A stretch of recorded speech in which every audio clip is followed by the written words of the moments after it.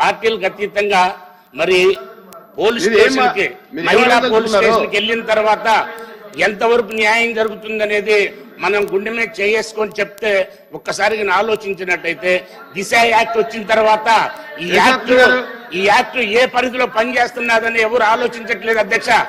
Act ఏ విధంగా పనిచేస్తుంది అని సేమ్ సెక్షన్స్ ఉన్నాయి, సేమ్ పనిష్మెంట్స్ ఉన్నాయి, ఆ చట్టం ప్రకారమే నడుస్తున్నాయి. కానీ దిశ యాక్ట్ అనేది లేదనేది అది ఇక్కడ రాష్ట్ర ప్రభుత్వం చేసింది, కేంద్ర ప్రభుత్వానికి పంపించింది, అక్కడ ఆగింది. కానీ ఇక్కడ సోదరీమణులకు ఏ విధమైన న్యాయం జరుగుతుందనే దాంట్లో మనం అందరం ఇక్కడ గుండె మీద చేసుకున్నట్టయితే చాలా వరకు విడిపోయే కుటుంబాలు చాలా వరకు జత చేయడం జరిగింది. మంత్రి గారు చెప్పండి. అధ్యక్ష, వాళ్ళు అడిగారు క్వశ్చన్స్ సమాధానం చెప్పాల్సిన బాధ్యత నాకుంది.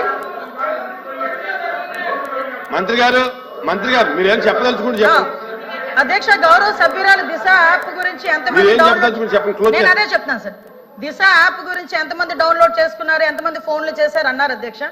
ఇక్కడ కాంట్రవర్సీ కాదు కానీ దిశ యాప్ ని టార్గెట్లు పెట్టి మగాళ్ళ చేత కూడా దిశ యాప్ ని డౌన్లోడ్ చేయించుకునే దౌర్భాగ్యమైన పరిస్థితి లాస్ట్ గవర్నమెంట్ లో కనిపించింది అధ్యక్ష. కాదని చెప్తారేమో అడగమనండి, గుణమే చేసుకుని అదొకటి అధ్యక్ష.